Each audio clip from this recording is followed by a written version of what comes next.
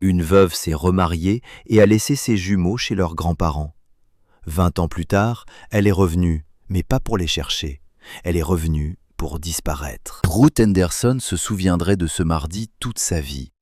Non pas à cause du temps, même s'il faisait exceptionnellement chaud pour un mois d'octobre à Cedar Falls dans l'Ohio, non pas à cause de ce qu'elle avait cuisiné, même si le steak avait brûlé et était devenu noir alors qu'elle restait figée, pétrifiée devant la fenêtre de la cuisine.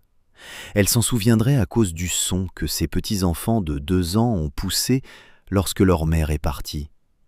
Ce n'étaient pas des pleurs, pas vraiment. C'était quelque chose de plus viscéral, un gémissement qui semblait venir des profondeurs de leurs petits poumons. Frank et Jack, à peine assez grands pour formuler des phrases complètes, comprenaient d'une manière ou d'une autre ce que les adultes tentaient encore de comprendre. Leur mère partait et ne reviendrait pas. Elena était arrivée à 9 heures du matin, les 2 garçons bien installés dans leur siège auto.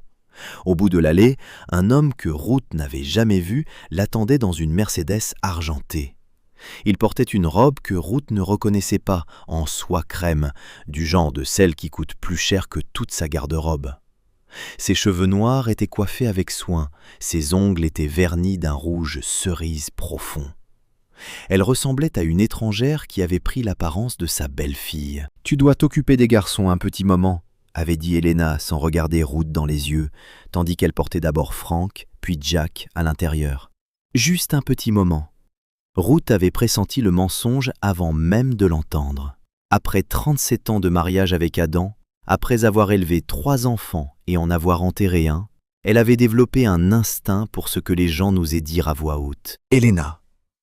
Ruth la retint par le bras alors qu'elle se retournait pour partir. « Que se passe-t-il?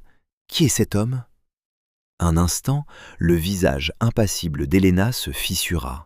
Sous le maquillage et les vêtements neufs, Ruth revit la veuve de 26 ans qui s'était effondrée dans leurs bras 8 mois plus tôt lorsqu'il lui avait annoncé la mort de Thomas, leur plus jeune fils, dans un accident de chantier. Elle vit la douleur qui avait rongé Elena de l'intérieur, ne laissant derrière elle qu'une enveloppe vide qui se contentait d'accomplir les gestes du quotidien. Nourrir, laver et aimer 2 petits garçons qui ressemblaient trait pour trait à son mari disparu. « Il s'appelle Richard Ashworth », dit Elena d'une voix douce. « Il est de Chicago. Il est riche, Ruth, très riche. Le genre d'argent qui peut offrir à des garçons des opportunités que nous n'avons jamais pu avoir. Les garçons ont besoin de leur mère, dit Ruth. Ils n'ont pas besoin d'argent. » Elena retira son bras. Son regard s'assombrit, comme si un rideau s'était tiré derrière ses yeux. « Je n'en peux plus, » murmura-t-elle. « Chaque fois que je les regarde, je vois Thomas. À chaque fois. Vous imaginez ce que c'est ? Voir son mari décédé, apprendre à marcher, à parler, l'entendre dire « maman » avec 2 voix différentes. Le cœur de Ruth se serra pour elle, tout en se durcissant contre elle. « Tu es leur mère, je n'en suis pas capable. » La voix d'Elena se brisa sur le dernier mot. « Je ne suis pas comme toi, Ruth. Je ne sais pas comment continuer, alors que tout en moi est déjà mort. Richard dit qu'il peut m'aider à recommencer. Il dit que je peux devenir quelqu'un d'autre, quelqu'un qui n'a pas tout perdu. Tu n'as pas tout perdu. Tu as 2 beaux garçons qui ont besoin... Ils ont besoin de stabilité, l'interrompit Elena. Ils ont besoin de quelqu'un pour prendre soin d'eux sans que cela ne les fasse s'effondrer. Ils ont besoin de toi. » Elle tendit un dossier à Ruth. « Ce sont les papiers de garde. J'ai fait faire les documents par un avocat. Tutelle temporaire pour le moment, avec des dispositions pour... quoi qu'il arrive. »« Elena, je t'en prie. » Ruth la suppliait rarement. Elle avait survécu à la Grande Dépression enfant, élevé une famille avec un salaire d'ouvrière, enterré son fils sans s'effondrer, mais là, elle la suppliait. « S'il te plaît, ne leur fais pas ça. Tu le regretteras toute ta vie. » Une lueur passa dans les yeux d'Elena, du doute peut-être, ou quelque chose d'encore plus dangereux, du soulagement. « Dis-leur que je les aimais, » dit-elle. « Quand ils seront assez grands pour comprendre, dis-leur que je les aimais tellement que j'ai dû partir, car s'ils étaient restés, ils nous auraient tous détruits. » Elle franchit la porte d'entrée sans se retourner vers ses fils, qui s'étaient mis à pleurer dès qu'elle les avait posés. Ruth regarda par la fenêtre Helena traverser la pelouse jusqu'à la Mercedes, tandis que l'homme à l'intérieur, Richard Ashworth, avec ses cheveux argentés, sa cravate en soie et son sourire qui n'atteignait pas ses yeux, lui ouvrait la portière comme s'il s'agissait d'un trésor. La voiture s'éloigna lentement, et Ruth regarda Helena se tourner lentement vers la maison, vers la fenêtre où Ruth se tenait, tenant 2 petits-enfants dans ses bras, qui criaient et ne comprenaient pas pourquoi leur mère disparaissait au loin. Puis la Mercedes tourna au coin de la rue, et Helena avait disparu. Adam rentra du magasin de bricolage et trouva sa femme assise par terre dans le salon, ses 2 garçons endormis sur ses genoux, des larmes silencieuses coulant sur ses joues. Il ne demanda pas ce qui s'était passé. Après 37 ans, c'était inutile. Il s'assit simplement près d'elle, les serra tous les 3 dans ses bras et les serra fort. « On trouvera une solution », dit-il, tandis que la respiration des garçons se régularisait, retrouvant le rythme profond d'un sommeil réparateur. On y arrive toujours. Ils ont 2 ans, Adam. Ils ont besoin de leur mère. Il faut que quelqu'un se présente, répondit-il d'un ton dur que Ruth lui entendait rarement. Adam était un homme doux, du genre à attraper des araignées dans des tasses pour les relâcher dehors, qui n'avait jamais élevé la voix devant ses enfants. Mais elle perçut une détermination implacable sous ses paroles. « Maintenant, nous serons là tous les jours, aussi longtemps qu'il le faudra. Nous avons 62 ans. Alors, nous avons intérêt à être en bonne santé. » Il l'embrassa sur le front, puis se pencha pour embrasser chacun de ses petits-enfants endormis. « Ces garçons ne se souviendront pas de ce jour. Ils sont trop jeunes. Quand ils seront en âge de poser des questions, nous aurons les réponses. » Ruth s'essuya les yeux. Quelle réponse? Adam resta silencieux un long moment. Puis il prit la parole, d'une voix douce mais assurée. Que leur mère les aimait. Que parfois, les gens se brisent de façon irrémédiable. Que dans une famille, ce n'est pas qui part qui compte, mais qui reste. Elle regarda Frank et Jack, leurs petits visages paisibles, encore marqués par le sommeil, portant les traces séchées de larmes qu'ils ne savaient expliquer. Nous restons, Ruth. C'est ce que nous sommes. C'est ce qu'ils apprendront à devenir. La première année fut la plus difficile. Frank et Jack traversèrent une période où ils se réveillaient en hurlant toutes les nuits, appelant leur mère qui n'était pas là pour les consoler. Ruth et Adam se relayaient dans le fauteuil à bascule entre leurs lits jumeaux, chantant des berceuses, lisant des histoires et simplement présents, jusqu'à ce que les garçons s'endorment et que leur conscience s'affaiblisse. Les questions commencèrent à fuser vers l'âge de 4 ans. « Grand-mère, où est maman ?» Ruth avait tellement répété la réponse qu'elle lui venait naturellement, sans cette grimace dans la voix qui aurait trahi la douleur qu'elle dissimulait. « Ta maman t'aimait beaucoup, mais elle est tombée malade et ne pouvait plus être là. Alors elle nous a demandé de prendre soin de toi, car elle savait que nous t'aimerions autant qu'elle. Est-ce qu'elle ira bien ? Je l'espère, ma chérie, je l'espère. » Ce n'était pas tout à fait un mensonge. Ruth espérait, même si elle ne savait pas toujours si elle espérait la guérison d'Helena ou sa disparition définitive. Certaines nuits, allongée, les yeux grands ouverts, tandis qu'Adam ronflait doucement à ses côtés, elle imaginait Helena revenir par cette porte, les bras ouverts, prête à être mère à nouveau. Dans ses rêveries, Ruth ne ressentait que du soulagement. Ses petits-enfants retrouveraient leur mère. Le vide dans leur vie serait comblé. D'autres nuits, plus sombres, Ruth imaginait Helena revenir pour réaliser ce qui lui avait manqué. Les premiers pas qu'elle n'avait pas vus, les premiers mots qu'elle n'avait pas entendus, les genoux écorchés qu'elle n'avait pas embrassés, les bougies d'anniversaire qu'elle n'avait pas soufflées. Dans ses fantasmes, Ruth ressentait une rage protectrice féroce, si intense qu'elle l'effrayait. « Tu ne peux pas revenir », pensait-elle durant ces longues nuits. « Tu ne peux pas reconstruire ce que nous avons bâti sur les ruines que tu as laissées. » Mais Helena n'est pas revenue, ni la première année, ni la deuxième, ni la 5e. La garde est restée provisoire pendant 3 ans, puis 5, avant de devenir définitive lorsqu'Helena a cessé de répondre aux lettres recommandées qu'Adam envoyait tous les 6 mois à la dernière adresse qu'ils avaient, une boîte postale à Chicago, dont le courrier a fini par être retourné comme non distribuable. Ruth conservait chaque enveloppe retournée dans une boîte à chaussures, dans son placard. Une preuve, se disait-elle, la preuve qu'ils avaient essayé. Les garçons grandissaient. Frank était le plus calme, le plus introspectif et le plus réfléchi, le genre d'enfant qui remarquait la fatigue de Ruth et lui apportait un verre d'eau sans qu'on le lui demande. Il adorait les livres, les puzzles et tout ce qui lui permettait de se perdre dans ses pensées un moment. À 7 ans, il lisait déjà au niveau d'un élève de CM2. À 10 ans, il construisait son propre ordinateur avec des pièces qu'Adam l'avait aidé à commander en ligne. Jack était le feu, tandis que Frank était l'eau.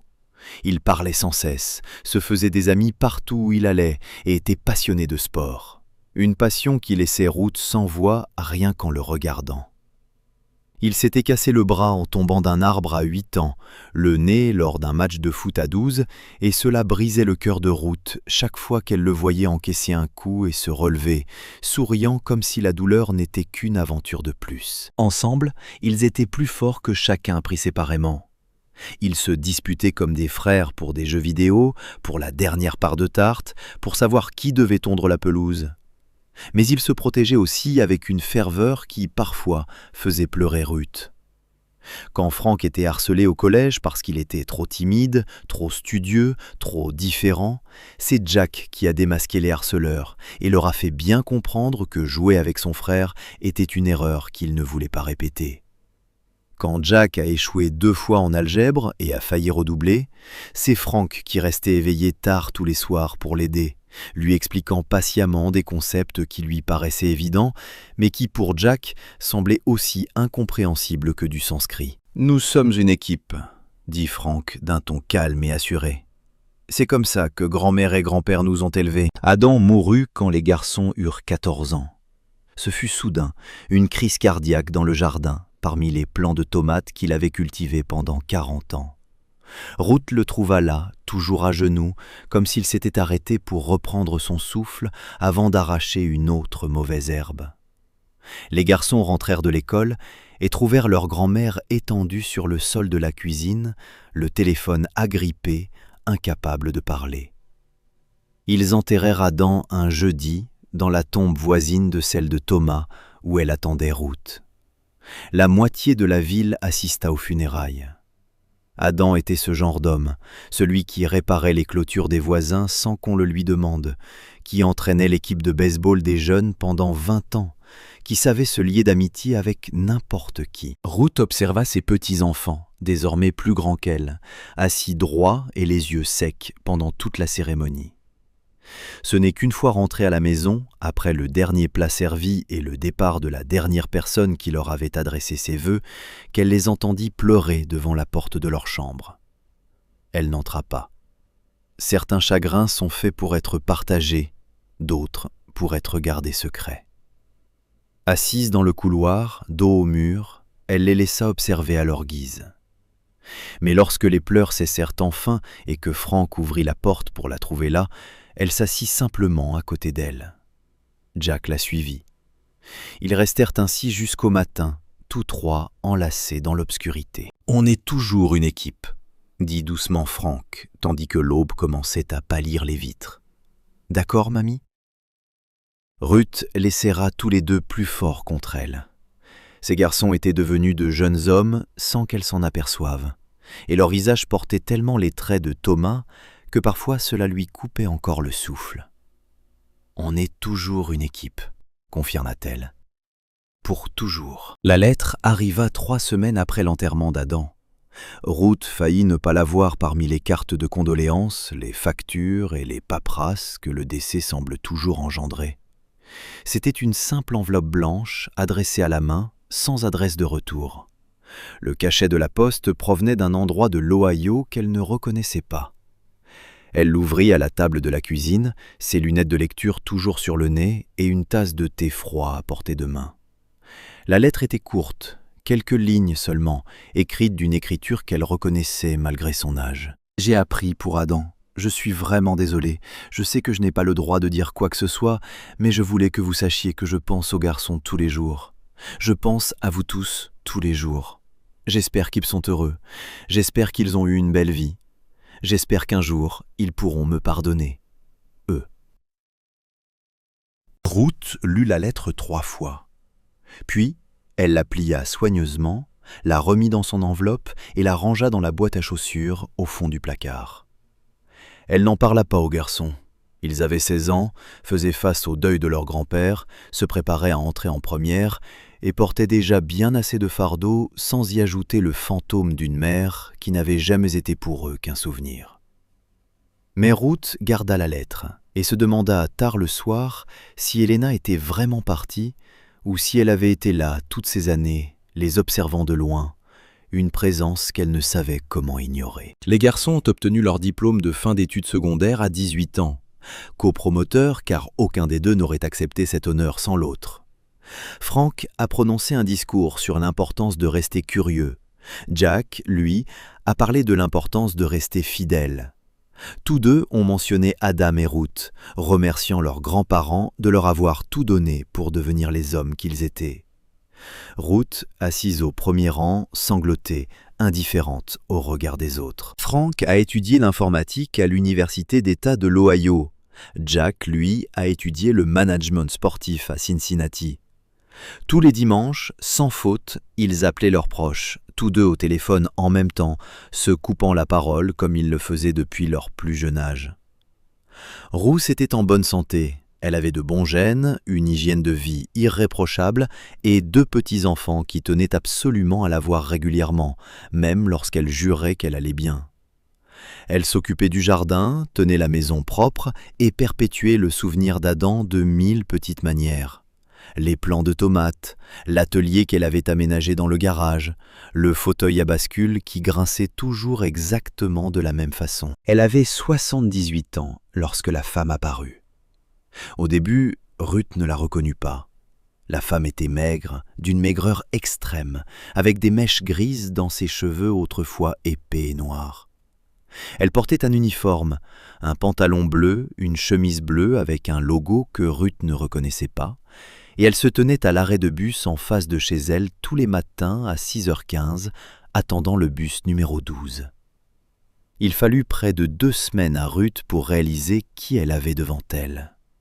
Helena était de retour. Pendant 3 jours encore, Ruth observa par la fenêtre de la cuisine, les mains crispées sur une tasse de café refroidi, tandis qu'elle tentait de comprendre ce qu'elle voyait. Helena à l'arrêt de bus. Helena en uniforme de travail. Helena ne ressemblait en rien à la femme qui était partie 20 ans plus tôt au volant d'une Mercedes argentée, emportant avec elle des fils de soie et la promesse d'une vie meilleure. Cette Helena-ci semblait brisée, pas comme après la mort de Thomas, c'était une plaie à vif, sanglante et récente.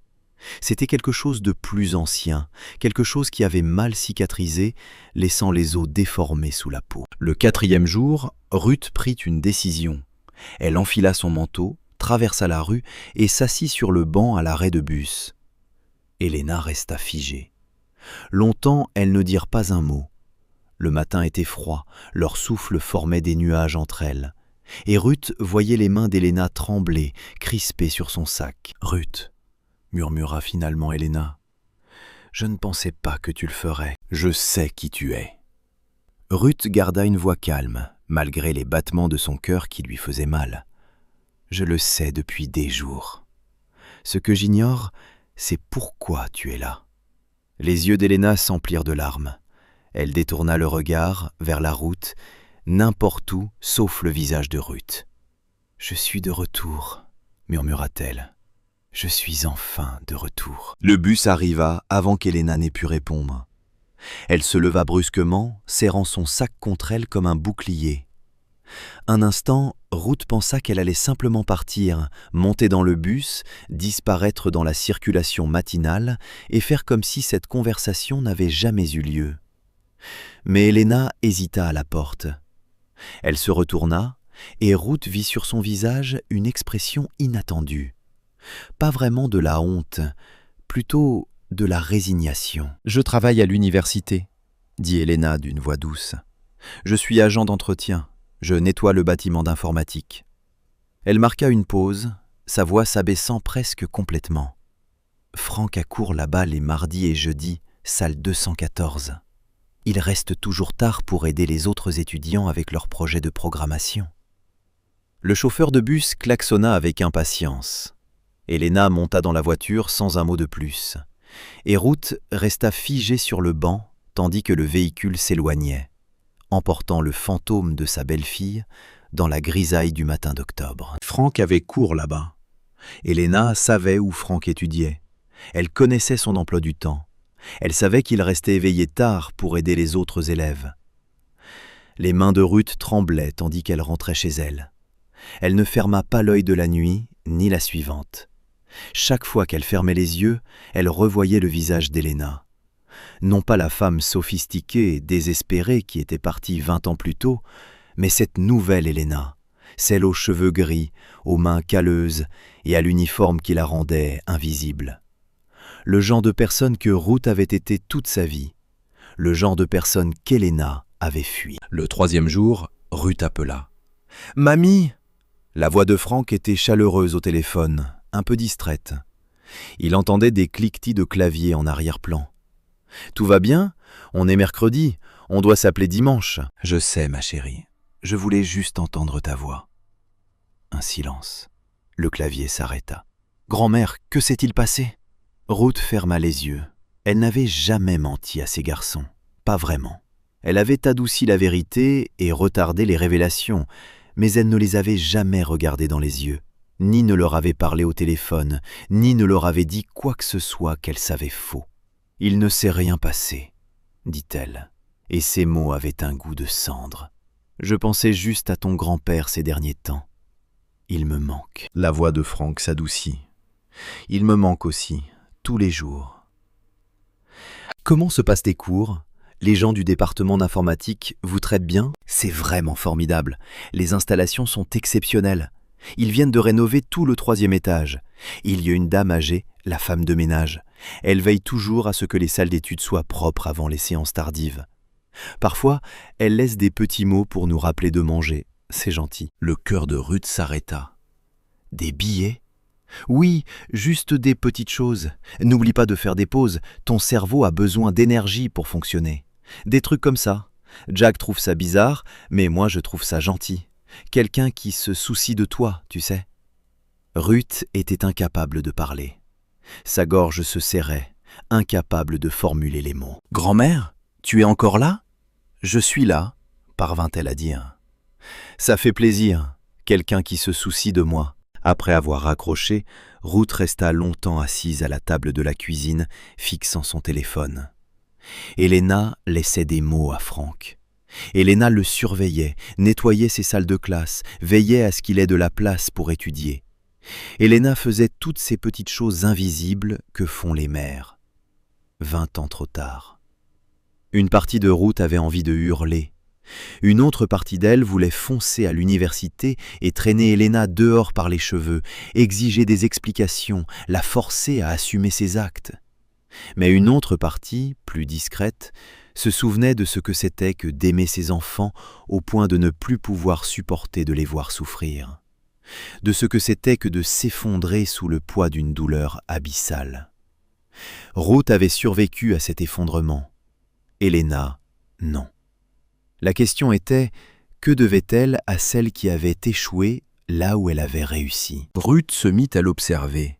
Elle se disait que c'était un instinct protecteur, qu'elle gardait un œil sur une menace potentielle pour ses petits-enfants. Mais ce n'était pas tout à fait la vérité. La réalité était plus complexe. Elle voulait comprendre. L'habitude d'Elena se précisa en une semaine. Elle prenait le bus de 6h15 tous les matins, travaillait le matin à l'université, puis changeait de poste vers 14h. Ruth la suivit une fois, en gardant ses distances, et découvrit qu'Elena passait ses après-midi à travailler à la cafétéria du campus de l'université de Cincinnati, où Jack déjeunait entre 2 cours. « Il les traque tous les deux », réalisa Ruth.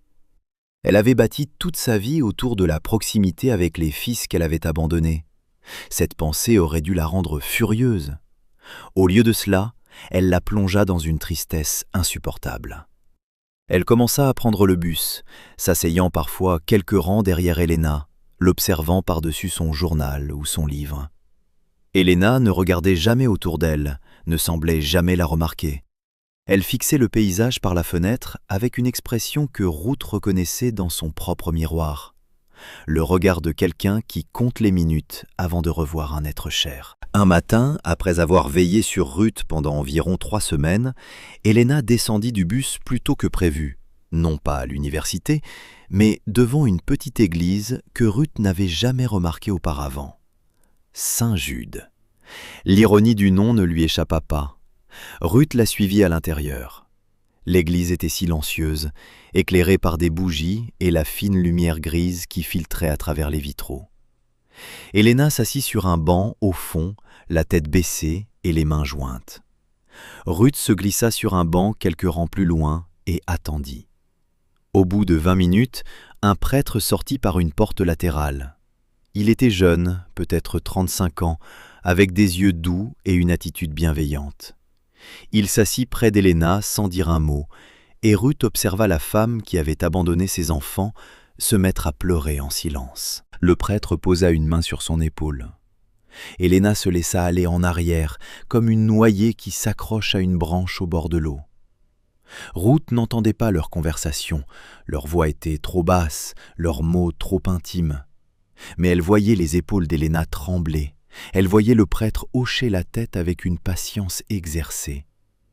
Ruth avait déjà perdu connaissance avant même qu'il ne la remarque. Ce soir-là, elle prit une décision. Elle appela les 2 garçons et leur annonça qu'elle venait leur rendre visite.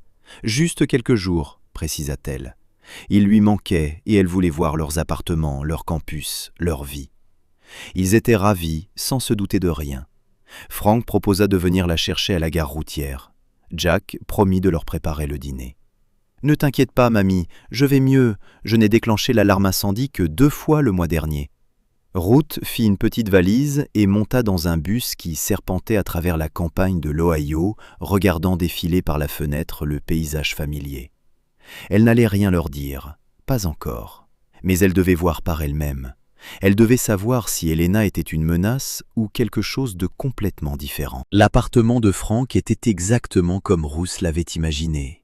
Propre, rangé, avec des pièces d'ordinateur méticuleusement disposées sur un bureau et des livres empilés en piles bien ordonnés près du lit.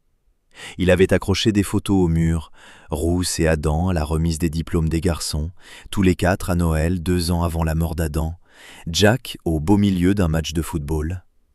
Aucune photo d'Elena. Il n'y avait jamais eu de place. « Ce n'est pas grand-chose, » dit Frank en la regardant contempler l'objet. « Mais c'est chez moi. »« C'est parfait, » lui répondit Ruth. Et elle le pensait vraiment. Ils ont dîné dans un petit restaurant italien près du campus, le genre d'endroit où les portions sont gargantuesques et les nappes à carreaux, douces et usées par le temps, étaient impeccables. Frank a parlé de ses cours, de ses projets, de ses ambitions après l'obtention de son diplôme. Une entreprise technologique de Columbus lui avait déjà fait une offre. Il a comparé cela à des études supérieures. « Qu'en penses-tu » a-t-il demandé. « Grand-père disait toujours qu'il fallait suivre l'argent, mais je ne sais pas si c'est la bonne voie pour moi. » Ruth sourit. « Ton grand-père disait beaucoup de choses. Certaines étaient sincères. » Elle tendit la main par-dessus la table et la lui serra. « Fais ce qui te fait vibrer, Frank. L'argent suivra. » Il hocha lentement la tête, une expression pensive s'installant sur son visage. Il ressemblait beaucoup à Thomas, beaucoup au père dont il ne se souvenait pas. « Puis-je vous poser une question ?» Sa voix avait changé. Elle était plus calme, plus attentive. « N'importe quoi. Tu penses parfois à elle, à notre mère ?» Le cœur de Ruth se serra. 20 ans de préparation et elle n'était toujours pas prête à ce moment. « Parfois, » dit-elle avec précaution. « Quand je vous regarde, toi et ton frère, je pense à tout ce qu'elle a manqué. » Tu la détestes ? La question plana entre eux. Ruth prit une profonde inspiration et s'efforça d'être sincère, du moins autant qu'elle le put. « Oui, pendant longtemps. Je la détestais de t'avoir abandonné, d'avoir brisé le cœur de ton père avant même qu'il te connaisse vraiment, de nous avoir obligés, grand-père et moi, à ramasser des morceaux qu'on n'aurait jamais cru devoir porter. » Elle marqua une pause. « Mais la haine est difficile, Franck. À un moment donné, j'ai dû la laisser partir. Et maintenant, je la plains. Où qu'elle soit, quoi qu'elle fasse, elle n'a pas pu te voir devenir qui tu es. Elle a raté les matchs de football de Jack, tes expositions scientifiques et le jour de ta remise de diplôme. Elle a raté les funérailles de ton grand-père et la façon dont vous m'avez soutenu après. » La voix de Ruth se brisa légèrement. « Ce n'est pas une punition que je souhaiterais à qui que ce soit, pas même à eux. » Franck resta silencieux un long moment. Lorsqu'il reprit la parole, sa voix était rauque. « Jack pense à elle plus que moi. Il fait semblant de ne pas y penser, mais je vois bien qu'il a parfois ce regard-là, comme s'il cherchait quelque chose d'indéfinissable. » Il croisa le regard de Ruth. « Je crois qu'il veut la retrouver un jour. Je crois qu'une partie de lui a besoin de comprendre pourquoi. » Ruth sentit un frisson la parcourir. « Et toi ?» Franck secoua lentement la tête. « Je n'ai pas besoin de la retrouver. Je sais déjà tout ce qu'il faut savoir sur l'amour. Toi et grand-père me l'avez appris. » Il sourit, mais son regard ne croisa pas le sien. « Si Jack a besoin de réponses, je l'aiderai à les trouver. C'est ce que font les frères. » Le lendemain, Ruth se rendit seule au bâtiment d'informatique. Elle dit à Franck qu'elle voulait explorer le campus, peut-être trouver un café et lire quelques heures. Il avait proposé de l'accompagner, mais elle avait refusé. « Va étudier. J'ai élevé des enfants indépendants, je sais me débrouiller sur un campus universitaire. » Elle trouva facilement la salle 214. La porte était ouverte, la salle vide, le sol fraîchement lavé. Une odeur de produits nettoyants flottait dans l'air. Ruth entra et se tint à la place que Franck était censé occuper en cours. Elle regarda le tableau blanc couvert d'équations qu'elle ne comprenait pas, les rangées d'ordinateurs qui bourdonnaient doucement, les fenêtres donnant sur une cour intérieure qui se parait déjà d'or automnal. Elena était là, à le surveiller, pensa-t-elle. Il était là, en train d'accomplir sa pénitence. Un bruit provenant de la porte la fit se retourner. Elena était là, balai à la main, vêtue du même uniforme bleu qu'à l'arrêt de bus. Son visage était devenu livide. « Ruth !» Sa voix était à peine audible. « Que fais-tu ici ? Je pourrais te poser la même question. » La voix de Ruth était plus calme qu'elle ne l'était réellement. « Mais je crois que nous connaissons toutes les deux la réponse. » Elena serra le balai si fort que ses poignets en devinrent blancs. Longtemps, elles restèrent immobiles. « Je n'essaie pas de m'immiscer, » finit par dire Elena. « Je sais que je n'en ai pas le droit, Sa voix se brisa. « J'avais juste besoin d'être près d'eux, même s'ils ne le sauront jamais, même s'ils ne me verront jamais. »« Je te vois venir, » lança Ruth sèchement. « Franck m'a parlé des monts. Le concierge, celui qui veille à la propreté des bureaux, se prend pour un beau gosse. Il ignore que sa mère joue aux fantômes. » Elena sursauta, comme frappée par un coup. Des larmes ruisselaient sur ses joues, laissant des traînées dans la poussière qui semblait s'accrocher à tout dans ce bâtiment. « Je ne savais plus quoi faire, » murmura-t-elle. « Je ne peux pas simplement reprendre leur vie, pas après tout ce qui s'est passé. » Mais je ne pouvais plus rester loin d'eux. Richard est parti, il est mort depuis 3 ans maintenant, et il ne reste plus rien de cette vie, rien que des regrets. Elle s'essuya les yeux du revers de la main. Je me disais que si je pouvais simplement être près d'eux, leur être utile d'une manière ou d'une autre, ce serait suffisant. « Suffisant pour qui ?» demanda Ruth. « Pour eux ou pour toi ?» Elena ne répondit pas. C'était inutile.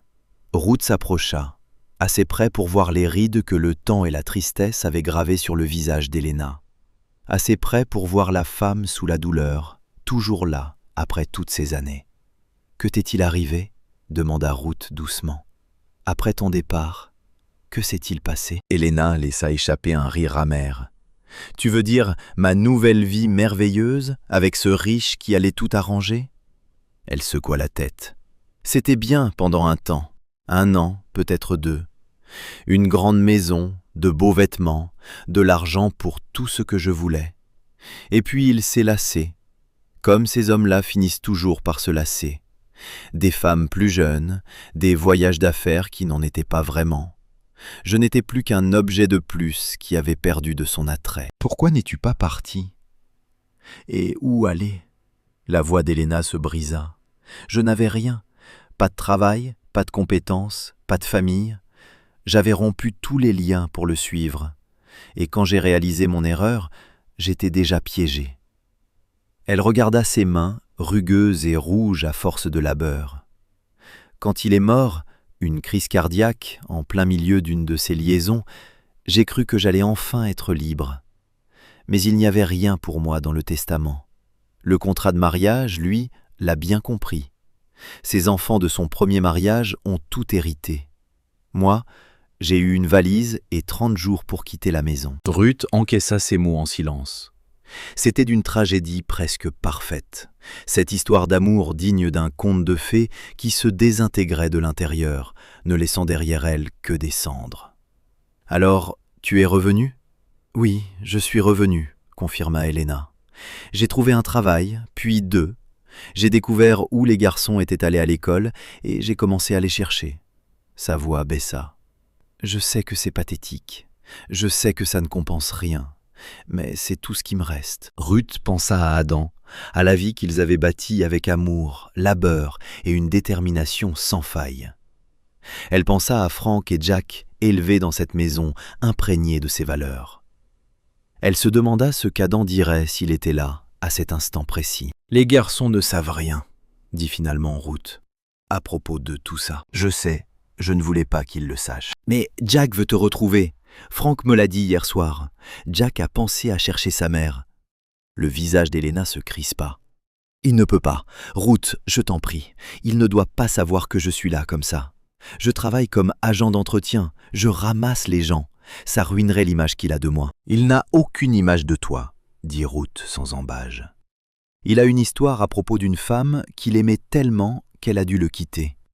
C'est ce que je leur ai dit, parce que je ne pouvais pas me résoudre à leur dire la vérité. » Héléna la fixa.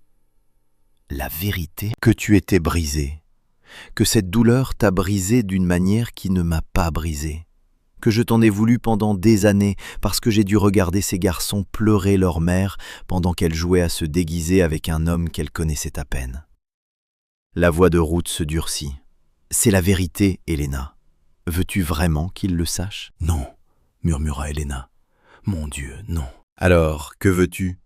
Parce que rôder dans l'ombre, laisser des messages anonymes comme une sorte d'ange gardien, ce n'est pas de la maternité, c'est de l'autopunition. C'est peut-être tout ce que je mérite. » Ruth resta silencieuse un long moment.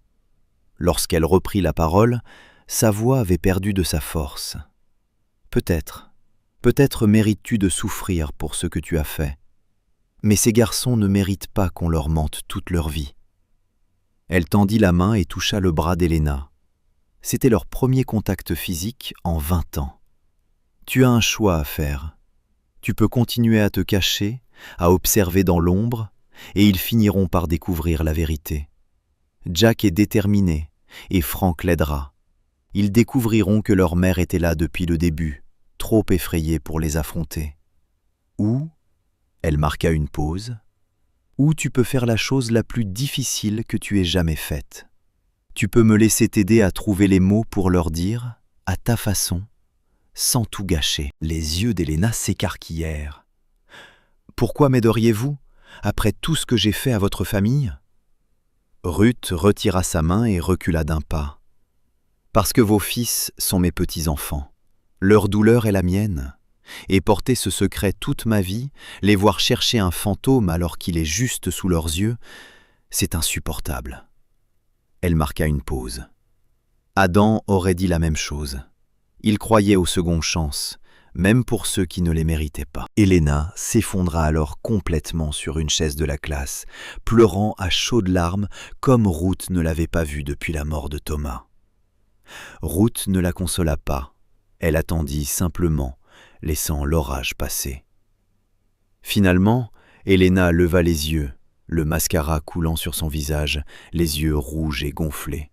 « Je ne sais plus comment être leur mère, » dit-elle.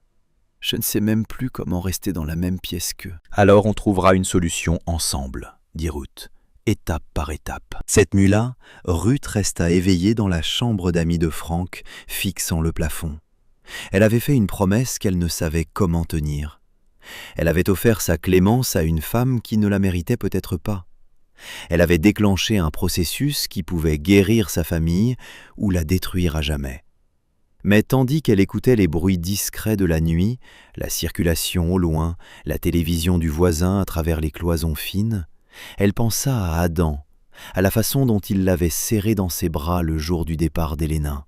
À ces mots, on trouvera une solution, on y arrive toujours. 20 ans plus tard, ces mots lui paraissaient toujours aussi justes. La question était de savoir si Elena pourrait en faire autant. Le plan se dessinait lentement, comme une photographie qui se développe dans une chambre noire. Ruth rentra chez elle après sa visite chez Franck, l'esprit empli de possibilités et d'écueils.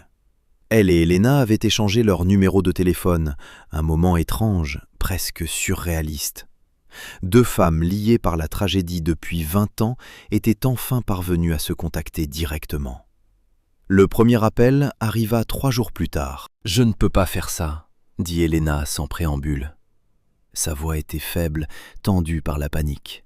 « J'y ai réfléchi encore et je n'y arrive pas. Et s'il me déteste? Et s'il refuse même de me voir? »« Et si, Elena ?» demanda Ruth d'une voix ferme. « Arrête !» Un silence suivit. « Si tu avais pu voir leur visage quand ils t'ont posé la question au fil des années, » poursuivit Ruth, tu aurais compris que ce n'était pas la haine qui t'attendait. De la confusion, oui, de la colère sans doute. Mais ces garçons ont passé leur vie entière à s'interroger sur la femme qui leur avait donné la vie. Ce n'est pas de la haine, c'est de l'amour qui cherche encore où se poser. Tu fais paraître ça simple, c'est on ne peut plus simple, mais c'est indispensable. Ruth marqua une pause. On commence par les petites choses. Vous leur écrivez une lettre, sans rien demander, sans vous justifier, juste en disant la vérité, qui vous êtes, pourquoi vous êtes parti, pourquoi vous êtes revenu. Ensuite, on leur laisse le temps de digérer la nouvelle avant toute rencontre. « Une lettre ?» répéta lentement Elena. « Je n'ai rien écrit de plus long qu'une liste de courses depuis des années. » Alors, il est temps de commencer. Elena écrivit la lettre en 3 semaines. Elle envoya à Ruth des brouillons, un, puis un autre, puis une douzaine d'autres. Chaque brouillon révélait une facette différente de son combat. Certains étaient sur la défensive, truffés de justifications et d'explications qui ressemblaient davantage à des mémoires juridiques qu'à des confessions personnelles. D'autres, au contraire, allaient trop loin dans l'excès inverse, s'enlisant dans une autoflagellation telle que les mots perdaient tout leur sens. Ruth lut chaque brouillon attentivement, lui offrant un avis honnête, sans cruauté. « Trop d'explications. Ils n'ont pas besoin de comprendre tes raisons, ils ont besoin de comprendre ce que tu ressens. On dirait que tu t'excuses avant même qu'ils aient eu le temps de se mettre en colère. Laisse-les exprimer leurs émotions. Mieux, mais tu te caches encore derrière des mots recherchés. Écris comme si tu leur parlais, pas comme si tu rédigeais une thèse. » Finalement, au cours de la 4e semaine, Elena envoya une version qui fit pleurer Ruth. « Cher Franck et Jack, je m'appelle Elena Vasquez. Il y a 20 ans, j'étais Elena Henderson, votre mère. Je vous écris cette lettre car je n'ai pas le courage de prononcer ces mots à voix haute. Pas encore. Mais vous méritez de connaître la vérité, même si elle est laide et difficile à pardonner. Quand votre père est mort, quelque chose en moi s'est brisé. Pas fissuré, il s'est brisé net. Je vous ai regardé et j'ai vu son regard en retour. Et la douleur était si intense que je ne pouvais plus respirer. Je ne pouvais plus manger. Je ne pouvais plus être la mère dont vous aviez besoin. Alors je me suis enfui. Je me disais que je le faisais pour vous, que vos grands-parents pourraient vous offrir une stabilité que je ne pouvais pas vous donner. Mais c'était un mensonge que je me racontais pour faciliter mon départ. La vérité, c'est que j'étais lâche. J'ai choisi de me sauver moi-même au lieu de rester pour vous sauver. J'ai épousé un homme qui m'a promis une nouvelle vie, et pendant un temps je l'ai cru. Mais cette vie s'est effondrée, comme tous les mensonges, et j'ai passé des années à payer pour mes choix, d'une manière que je ne vous infligerai pas ici. Il y a 3 ans, je suis revenu dans l'Ohio. J'ai trouvé du travail dans vos universités, entretien, restauration. Je voulais être près de vous, même si vous ne saviez jamais que j'étais là. Je vous ai vu devenir des hommes que je n'aurais jamais pu imaginer, intelligents, gentils, loyaux l'un envers l'autre d'une manière qui me coupe le souffle. Je ne vous écris pas pour m'excuser. Je ne vous écris pas pour me justifier, ni pour m'immiscer dans votre vie. Je vous écris parce que votre grand-mère m'a convaincu que vous méritez de savoir que j'existe, que le fantôme qui vous a tant intrigué toutes ces années est bien réel et qu'elle veille sur vous du mieux qu'elle pouvait. Si vous ne voulez plus jamais me voir, je comprends. Si vous êtes en colère, vous avez parfaitement raison de l'être. Mais si vous avez encore des questions sur votre père, sur moi, sur les raisons pour lesquelles les choses se sont passées ainsi, j'y répondrai. Sincèrement, même si c'est douloureux. Je vous aime. Je vous ai toujours aimé. Je ne savais simplement pas comment rester. Votre mère, Helena. Ruth lut le texte 2 fois, puis appela Helena. « Voilà, dit-elle doucement. C'est la vérité qu'elle a besoin d'entendre. » Ils décidèrent de donner la lettre à Frank en premier. Ce n'était pas une décision que Ruth avait prise à la légère. Une partie d'elle voulait l'annoncer aux 2 garçons en même temps, les laisser digérer la nouvelle ensemble, comme ils l'avaient fait pour toutes les autres épreuves de leur vie. Mais Frank était du genre réfléchi, celui qui avait besoin de temps pour analyser avant de réagir. Jack, lui, était impulsif. Il exploserait d'abord et réfléchirait ensuite. S'il leur annonçait la nouvelle en même temps, la réaction de Jack risquait de submerger Frank et d'empêcher qu'il puisse assimiler la situation. « Tu en es sûr ?» demanda Helena au téléphone la veille du jour où Ruth prévoyait de rendre visite à Frank. « Non, admit Ruth. Je ne suis sûre de rien. Mais je connais mes petits-enfants et c'est notre meilleure chance de bien faire les choses. Et s'ils refusent de le lire ? Alors on réessaie, encore et encore, autant de fois qu'il le faudra. » Helena resta silencieuse un long moment. « Ruth, pourquoi fais-tu ça? Vraiment? Tu aurais pu me dire de partir, de disparaître, de ne plus jamais les contacter. Au lieu de ça, tu m'aides. Pourquoi ?»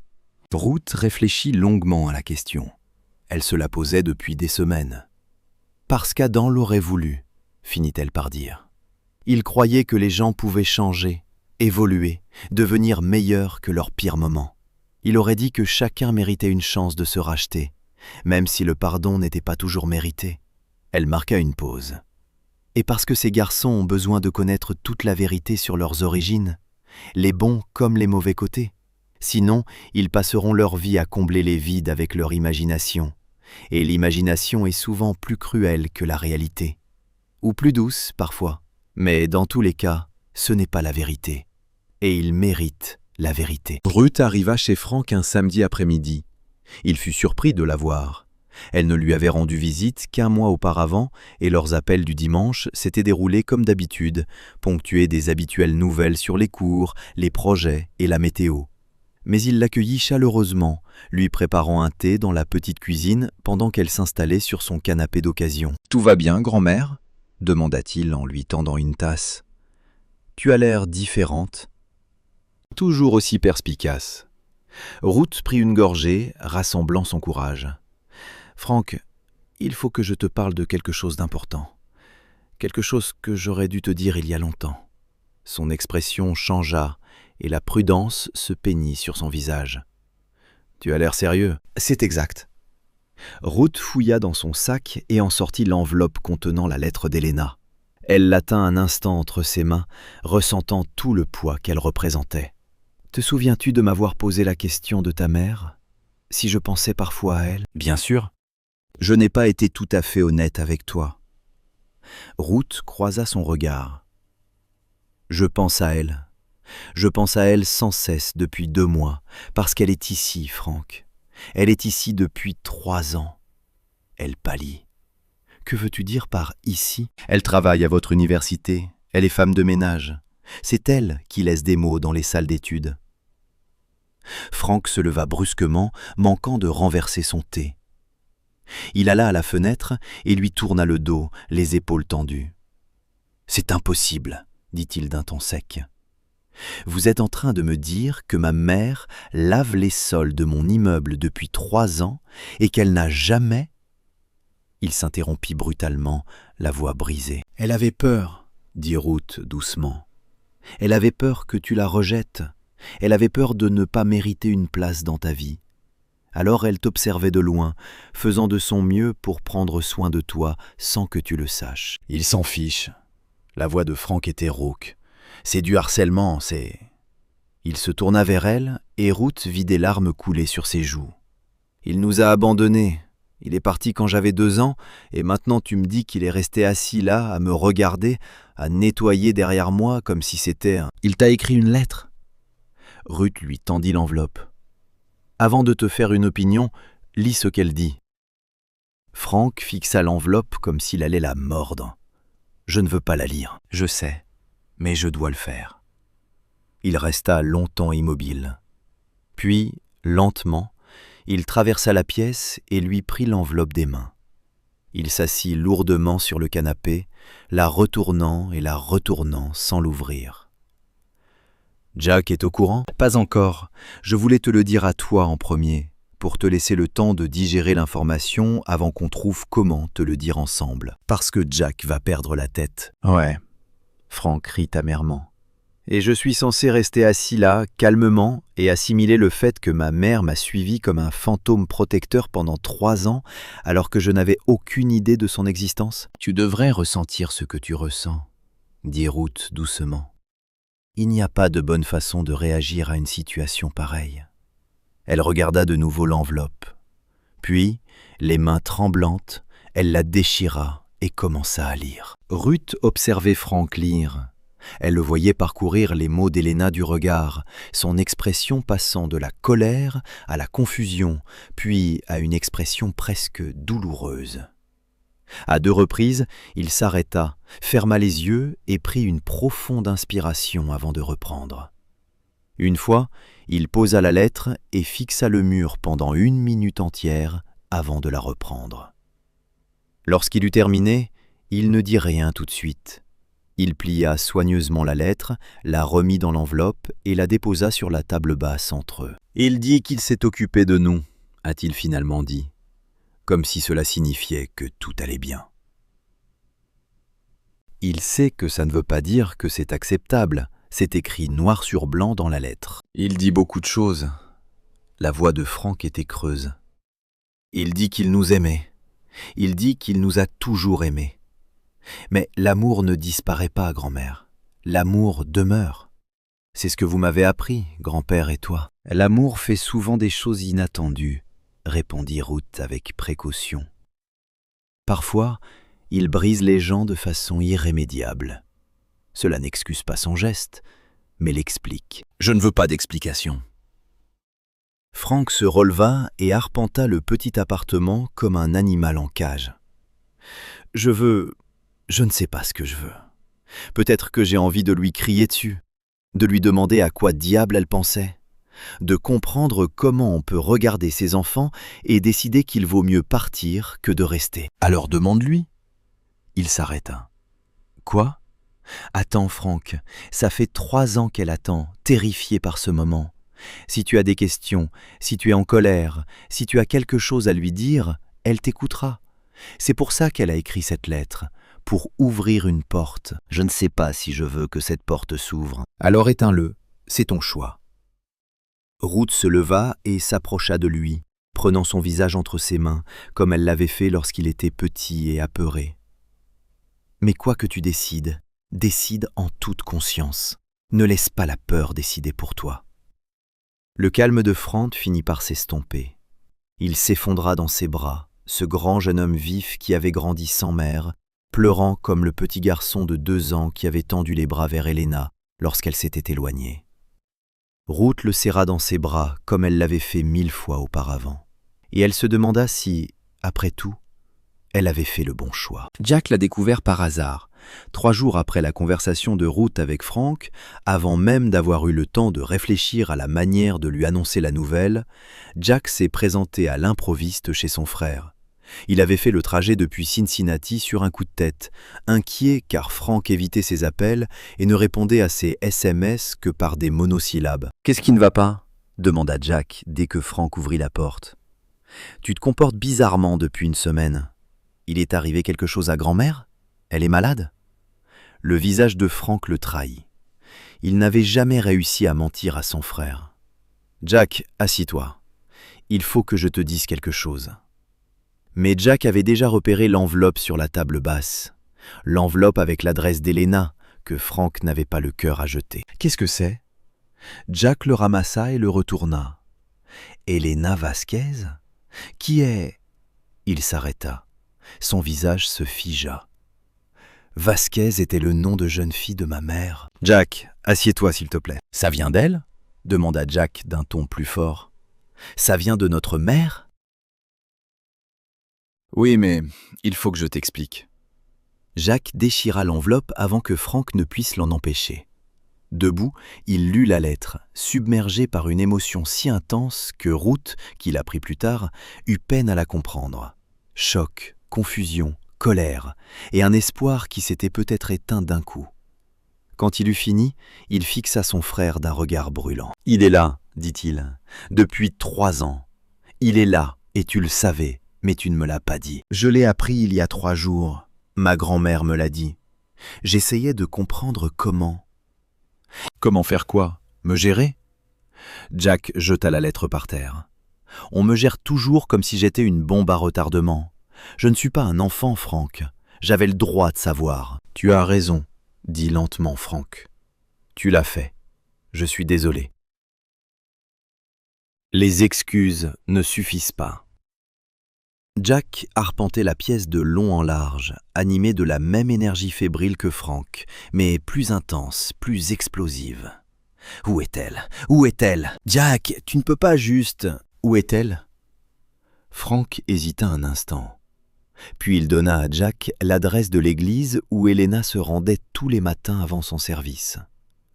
Jack était déjà sorti avant que Frank n'ait pu dire un mot. Elena allumait une bougie lorsque Jack la trouva. Elle était seule dans l'église Saint-Jude, agenouillée sur son banc habituel, la tête baissée, comme en prière.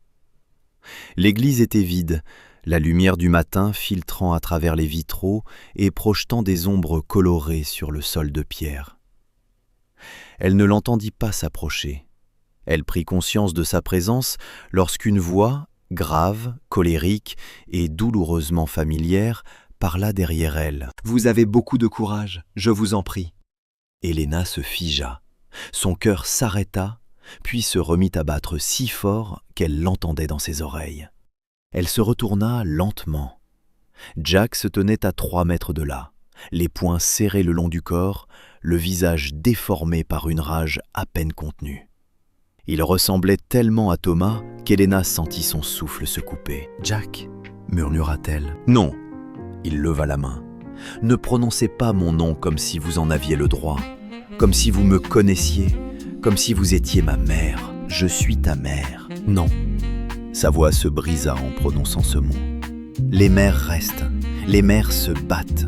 Les mères ne franchissent pas la porte pour disparaître pendant 20 ans, laissant leurs enfants se demander ce qu'elles ont fait de mal. Tu n'as rien fait de mal. Elena se leva, les jambes tremblantes. Jack, crois-moi, je t'en prie, ce qui s'est passé n'est ni de ta faute, ni de celle de Frank. C'est ma faute. C'est entièrement de ma faute. Alors pourquoi es-tu parti ? La question jaillit de sa bouche, résonnant dans l'église. J'ai passé ma vie à essayer de comprendre.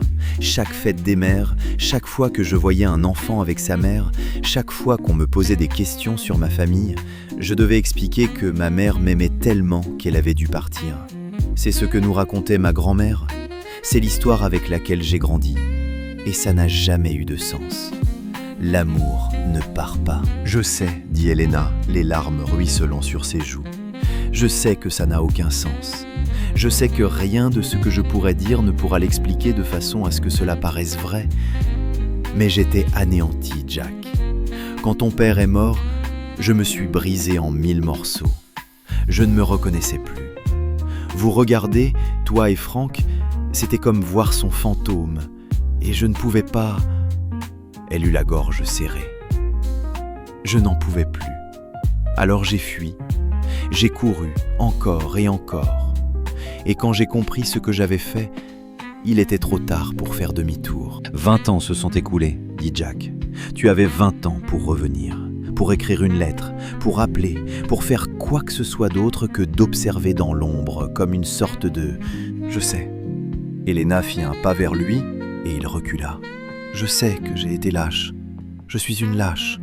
Chaque jour, en te regardant, je me disais que demain serait le jour où je trouverais le courage. Demain, je me présenterai. Demain, je m'expliquerai. Mais demain devenait sans cesse le lendemain, puis le suivant. Et avant même de m'en rendre compte, 3 ans avaient passé et j'étais toujours là, à regarder. C'est pathétique. Ou c'est pitoyable. Oui, c'est exact. Jacques la fixa du regard. Elena pouvait le voir scruter son visage, à la recherche de quelque chose. Peut-être la mère qu'il avait imaginée, peut-être le méchant qu'il avait créé, peut-être quelque chose entre les deux. « Franck a lu votre lettre, dit-il finalement. Il m'en a parlé avant mon arrivée. Il a dit que je devrais peut-être vous donner l'occasion de vous expliquer. Et vous, qu'en pensez-vous ? Je pense que vous avez abandonné vos enfants à des grands-parents âgés qui avaient déjà enterré leur propre fils. Je pense que vous les avez laissés se débrouiller seuls face à votre malheur, tandis que vous alliez jouer les riches épouses avec un homme que vous connaissiez à peine. Je pense que vous avez gâché 20 ans à vous apitoyer sur votre sort au lieu d'être une mère. » Sa voix s'est éteinte. « Et je pense que grand-père est mort sans jamais vous voir assumer les conséquences de vos actes. » Elena encaissait chaque mot comme un coup de poing. Elle ne se défendait pas, elle ne cherchait pas d'excuses. Elle restait là, immobile, laissant la colère de son fils la consumer. « Tu as raison, dit-elle quand il eut fini. Surtout ça, je n'ai aucune défense. J'ai fait des choix qui ont détruit notre famille, et rien de ce que je ferai maintenant ne pourra y remédier. Alors pourquoi es-tu revenu ? Parce que je ne pouvais plus rester loin de toi. » La voix d'Elena était à peine audible. Parce que même être près de toi, même te voir de loin, valait mieux que le vide de ton absence totale. Parce que j'espérais, naïvement, égoïstement, qu'un jour je trouverais peut-être le moyen de réparer les choses. Vous ne pouvez pas réparer ça, ou vous ne pouvez pas réparer ça. Je sais que tu ne peux pas débarquer comme ça après 20 ans et t'attendre à... Je n'attends rien, l'interrompit Elena d'un ton sec.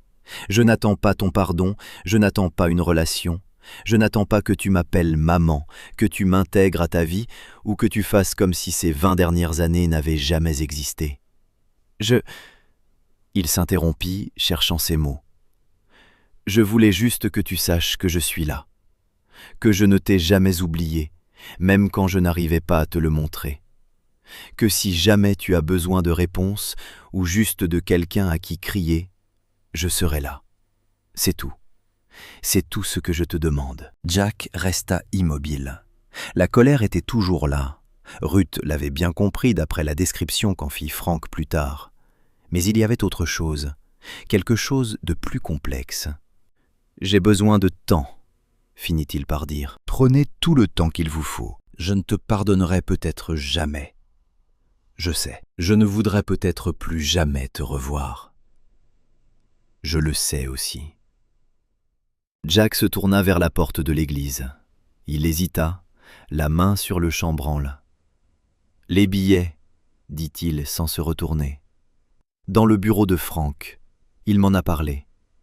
Il le croyait gentil, un simple concierge qui se souciait des étudiants. » Elena ne dit rien. « Ce n'est pas gentil, » poursuivit Jack. « C'est triste. C'est la chose la plus triste que j'ai jamais entendue. » Il poussa la porte. « Mais il y a quelque chose. Je ne sais pas quoi, mais il y a quelque chose. » Puis il disparut, laissant Elena seule dans l'église, baignée par la lueur des bougies et le poids de 20 ans de silence enfin brisé. Ruth a appris la confrontation ce soir-là. Frank a appelé le premier, paniqué car Jack était parti sans lui dire où il allait. Puis Jack a appelé, sa voix chargée d'émotions que Ruth ne parvenait pas à identifier. Finalement, Ruth a appelé Elena, qui avait répondu au premier appel. « Il m'a trouvé », dit Elena. « À l'église, je sais. C'était si terrible que ça ?» Un long silence. Terrible. Et pas aussi terrible que je le craignais. Il était furieux, vraiment furieux. Mais il n'est pas parti sans rien dire. Il a dit qu'il avait besoin de temps. « C'est plus que ce que vous pouviez espérer. » Je sais. La voix d'Elena se brisa. Ruth, je ne sais pas comment te remercier pour... Ne me remerciez pas encore. Ce n'est que le début. Le plus dur reste à venir. Quel est le plus difficile ? Ruth regarda par la fenêtre de la cuisine le jardin qu'Adam avait planté 40 ans plus tôt, désormais en dormance sous le froid du début de l'hiver. Le plus difficile, dit-elle, c'est de réapprendre à être une famille, ou d'apprendre qu'on ne peut pas l'être. Dans les deux cas, ça fait mal. Les semaines qui suivirent la confrontation entre Jack et Elena furent les plus calmes que Ruth ait jamais connues. Les deux garçons l'appelaient le dimanche, comme toujours, mais les conversations étaient différentes désormais, plus courtes, plus profondes. Frank parlait de ses cours et de ses projets, mais on sentait un vide sous ses paroles, comme s'il récitait un texte appris par cœur depuis longtemps. Jack, lui, parlait à peine. Il répondait aux questions de Ruth par monosyllabes, puis passait le téléphone à son colocataire ou faisait semblant d'être ailleurs. Ruth comprenait. Elle avait déjà ressenti ce genre de silence. Après la mort de Thomas, le silence de ceux qui tentaient de se reconstruire après une blessure qui ne cessait de saigner. Elena appelait aussi, tous les 2 ou 3 jours, la voix étranglée par l'espoir et la peur. « Avez-vous eu des nouvelles ? Ont-ils dit quelque chose à mon sujet ?»« Laissez-leur du temps, » dit Ruth. « La guérison ne se fait pas selon un calendrier précis. » Je sais, je n'arrête pas de repenser au visage de Jack dans l'église, à la façon dont il m'a regardé, comme si j'étais une étrangère, comme si j'étais pire qu'une étrangère. « Tu es une étrangère pour lui, » dit Ruth doucement. « C'est la vérité par laquelle tu dois partir. Tu ne peux pas faire l'impasse sur le fait que tu redeviens sa mère. Tu dois le mériter. Et si je n'y arrive pas ? Et si la blessure est trop profonde ?» Ruth n'avait pas de réponse. Certaines blessures étaient trop profondes. Certaines ne guérissaient jamais complètement. Elle l'avait vu chez des vétérans revenus de la guerre. Leur corps avait survécu, mais pas leurs esprits. Elle l'avait vu dans des mariages qui s'étaient lentement dégradés, puis soudainement. Elle l'avait vu dans son propre cœur, là où vivait Thomas. « Alors on apprend à vivre avec, » dit-elle finalement. « Tout comme nous avons tous appris à vivre avec ce que tu as vécu. » Le silence à l'autre bout du fil lui confirma que ses mots avaient atteint leur but. Frank fut le premier à répondre. C'était début décembre, presque 2 mois après qu'elle eut lu la lettre d'Elena. Ruth décorait la maison pour Noël, une tradition qu'elle avait perpétuée même après la mort d'Adam, même quand les garçons ne pouvaient plus rentrer, même quand ses efforts semblaient vains. Elle accrochait des décorations au sapin lorsque son téléphone vibra. Un SMS de Frank. « Je la vois prendre un café demain. Ne le dis pas encore à Jack. » Ruth fixa le message un long moment, puis elle répondit « Tu es sûr d'être prêt ?»« Non, mais je ne pense pas que je le serai jamais, alors autant commencer. » Elle répondit par un emoji cœur, une expression que les garçons lui avaient apprise des années auparavant, signifiant « Je t'aime, je suis fier de toi et j'ai peur pour toi ». Tout à la fois. La rencontre autour d'un café eut lieu dans un petit café près du campus, sur un terrain neutre qui n'appartenait à aucun des deux. Ruth n'était pas là, mais Frank lui en raconta l'histoire plus tard, d'une voix posée et mesurée. Elle était déjà assise quand je suis arrivé, dans un coin, au fond, comme si elle essayait de se faire invisible. Quand elle m'a vu, elle s'est mise à pleurer avant même que je puisse dire bonjour. « Comment vous êtes-vous senti ?»« D'abord en colère. Je veux dire, vous n'avez pas le droit de pleurer, c'est vous qui êtes parti. » Mais ensuite, il s'arrêta. Alors j'ai compris qu'elle ne pleurait pas de tristesse. Elle pleurait parce qu'elle avait peur de moi. de ce que je pourrais dire, d'être rejeté par son propre fils.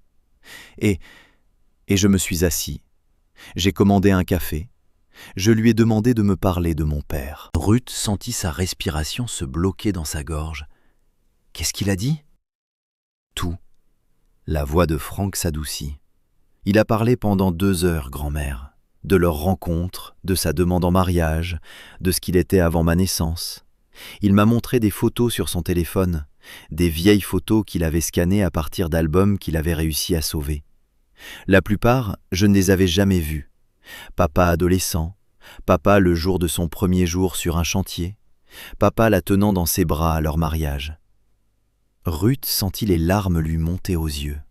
Il avait ces photos aussi, quelque part dans des cartons qu'il n'arrivait pas à se résoudre à ouvrir. Il m'a raconté le jour de sa mort, poursuivit Franck, comment il a reçu l'appel au travail, comment il est allé à l'hôpital malgré leurs avertissements, malgré leurs affirmations qu'il n'y avait rien à voir. Comment il est resté assis sur le parking pendant 3 heures, incapable de se résoudre à entrer et à s'assurer qu'il était vraiment mort. Nous ne le savions pas, admit Ruth. Il ne nous a jamais dit ça. Il a dit qu'il ne l'avait jamais dit à personne. Il a dit que c'était quand il a commencé à s'arrêter, debout sur le parking, et qu'il n'arrivait pas à trouver comment s'arrêter. Ruth resta silencieuse un long moment. « Tu crois ?»« Je ne sais pas, » répondit Franck honnêtement. « Mais je crois que j'en ai envie. C'est idiot, ça ?»« Non, ma chère, ce n'est pas absurde du tout. C'est le premier pas vers quelque chose de réel. » Jack était plus inflexible. Il refusait catégoriquement de parler d'Elena. Lorsque Franck tenta de lui parler de leur rendez-vous au café, Jack le coupa net. « Je ne veux pas savoir, Jack. C'est notre mère. C'est la femme qui nous a donné naissance. Ce n'est pas la même chose. » La voix de Jack était neutre, définitive. Grand-mère, c'est notre mère. Grand-père, c'était notre père. Ce sont eux qui sont venus. Ce sont eux qui sont restés. Je ne dis pas qu'elle mérite de faire partie de nos vies, a déclaré Franck avec précaution. Je dis simplement que nous devrions peut-être essayer de la comprendre avant de décider de l'exclure définitivement. J'en ai assez compris. Je comprends qu'il avait le choix et qu'il a eu tort. C'est tout ce que j'ai besoin de savoir. Ruth apprit cette conversation de Franck et son cœur se serra pour ses 2 petits-fils. Pour Franck, qui essayait de construire un pont, et pour Jack, qui essayait d'en incendier un. Ce soir-là, elle appela Jack. « Je ne vais pas te dire ce que tu dois ressentir, » dit-elle lorsqu'il répondit. « Je ne vais pas te pousser vers ta mère, ni t'en éloigner. Mais je veux te parler de ton grand-père. »« Grand-mère, écoute, je t'en prie. » Jack marqua une pause. « Quand ta mère est partie, Adam était furieux, plus furieux que je ne l'avais jamais vu. Il voulait la rattraper, la retenir, la forcer à assumer ses actes. Il a dit des choses sur elle que je ne répéterai jamais, des choses dures, des vérités, des choses avec lesquelles j'étais entièrement d'accord. Alors, pendant un temps, il l'a détestée lui aussi. Mais ensuite, environ 1 an plus tard, il a dit quelque chose que je n'ai jamais oublié. Il a dit « Ruth, je peux rester en colère contre Elena toute ma vie, ou je peux concentrer cette énergie sur l'éducation de ces garçons. Je ne peux pas faire les deux. » Ruth marqua une pause. « Il t'a choisi. Il a choisi de consacrer toute son énergie à être ton grand-père, à faire en sorte que tu ne te sentes jamais indésirable ou mal aimé. Et il ne l'a jamais regretté. » À quoi bon? Je veux dire que la colère est énergivore. Elle occupe une place dans ton cœur, une place qui pourrait servir à autre chose. Je ne dis pas que tu devrais pardonner à ta mère, ce n'est pas à moi d'en décider. Mais je dis que garder cette colère en toi indéfiniment aura un prix. Si le jeu en vaut la chandelle, c'est ton affaire. Jack resta silencieux si longtemps que Ruth pensa qu'il ferait mieux de raccrocher. « Grand-père me manque, » dit-il enfin, la voix tremblante. « Il me manque tellement, grand-mère. Il saurait quoi faire dans tout ça. »« Il t'aurait dit de faire confiance à ton instinct, » dit Ruth doucement, « et de te souvenir que les gens qui t'aiment t'aimeront quoi que tu décides, même si je ne lui parle plus jamais. Même alors. » Jack eut un hoquet de surprise. « Je ne sais pas comment faire. Je ne sais pas comment avoir une mère que je n'ai jamais connue. Je ne sais pas comment pardonner à quelqu'un qui m'a brisé le cœur avant même que je sois assez grand pour comprendre ce qu'est un cœur. Personne ne sait comment faire ces choses tant qu'on ne les a pas faites, a déclaré Ruth. Cela vaut pour tout ce qui est important dans la vie. Noël arriva, mêlant joie et mélancolie comme toujours. Les deux garçons rentrèrent à Cedar Falls et dormirent dans leur chambre d'enfance, dans des lits superposés devenus trop petits pour eux.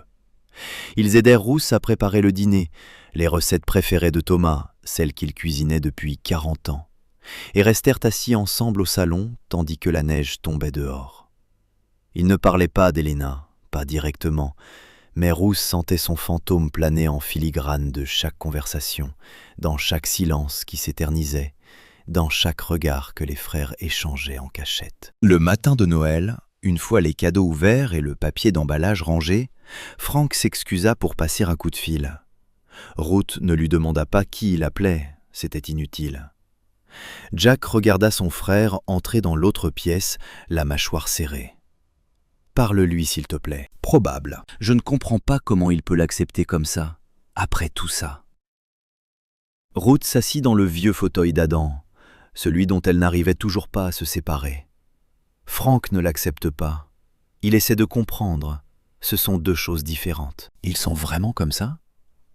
Comprendre quelqu'un ne signifie pas approuver ses actes. Cela signifie le voir clairement, ses qualités et ses défauts, ses raisons et ses excuses, son amour et ses échecs. Ruth regarda son neveu, ce jeune homme fougueux qui lui rappelait tant Adam.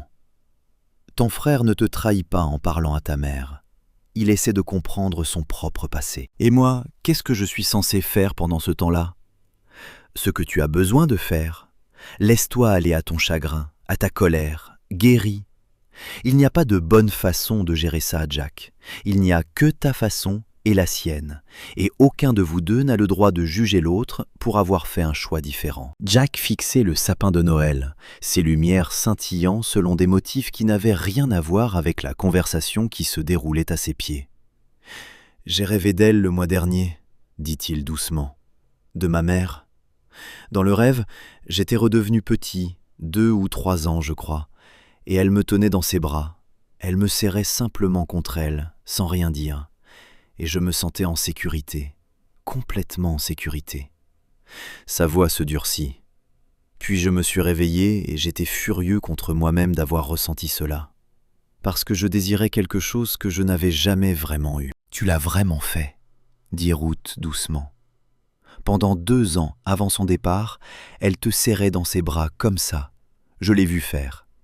Quelle que soit la raison pour laquelle elle a été aimée après cela, cet amour était réel. Je n'en ai jamais douté. Alors comment a-t-elle pu partir? Parce que l'amour et la force sont 2 choses différentes. Elle t'aimait tellement qu'elle s'est effondrée à la mort de ton père. Mais elle n'a pas eu la force de se remettre avec toi. Certaines personnes n'y arrivent pas. Ruth se pencha en avant. Ce n'est pas une excuse, c'est simplement la vérité. Et la vérité est souvent plus compliquée qu'on ne le voudrait. Frank revint de son appel. Ses yeux étaient rouges, mais son visage restait serein. Il s'assit sur le canapé à côté de Jack, épaule contre épaule, comme il l'avait toujours fait depuis l'enfance. « Il nous a souhaité un joyeux Noël », dit Frank d'une voix douce. « Il a dit qu'il pensait à nous. Il a dit qu'il espérait que nous serions heureux. » Jack ne répondit pas, mais il ne partit pas non plus. Ruth les regarda, ces 2 hommes qui avaient grandi depuis l'époque où elle tenait dans ses bras les petits enfants hurlants qu'elle avait tenus le jour le plus terrible de sa vie, et sentit quelque chose changer dans la pièce. Pas le pardon, pas encore, mais le début de quelque chose. La première fissure dans un mur qu'il avait fallu 20 ans pour construire. Le tournant s'est produit en février. Ruth se sentait fatiguée depuis des semaines. Rien de précis, juste une lourdeur tenace dans les os. Elle l'attribuait à l'hiver, au ciel gris, à l'anniversaire de la mort d'Adam qui approchait. Mais lorsqu'elle s'est effondrée dans la cuisine un matin, incapable de reprendre son souffle, elle a compris que c'était plus grave. Les médecins ont diagnostiqué une insuffisance cardiaque, Pas celle spectaculaire des films où tout s'arrête brutalement, mais celle lente, où le muscle se fatigue, où chaque battement devient un peu plus fort que le précédent. Il pouvait la contrôler avec des médicaments, disait-il. Il lui restait peut-être des années à vivre, peut-être même beaucoup. Mais elle aurait besoin d'aide. Elle ne pouvait plus vivre seule. Frank est arrivé de Columbus le jour même où il l'a appris. Jack venait de Cincinnati. Ils étaient assis de chaque côté de son lit d'hôpital, lui tenant les mains, retenant leurs larmes. « Je ne vais pas mourir », a dit Ruth d'un ton ferme. « Du moins, pas aujourd'hui. Alors arrête de me regarder comme si j'étais déjà parti. »« Grand-mère, tu t'es effondrée, » dit Jack. « Ton cœur... » »« J'ai le cœur lourd, moi aussi. Mais ça ne veut pas dire que j'abandonne. » Elle leur serra la main à tous les deux. « Il faut qu'on parle de la suite. » La conversation fut pragmatique, comme Ruth l'avait toujours souhaité. Elle ne pouvait plus s'occuper de la maison seule. Les garçons ne pouvaient plus retourner à Cedar Falls. Leur vie était ailleurs désormais. Leur avenir se dessinait dans des villes où elles n'auraient jamais vécu. Ils évoquèrent les différentes options. Résidence pour personnes âgées, soins à domicile, la possibilité de vendre la maison et de se rapprocher de l'un d'eux. « Il y a une autre solution, » dit Frank avec précaution. Une solution dont nous n'avons pas encore parlé. Ruth savait ce qu'elle allait dire avant même qu'il ne l'ait dit.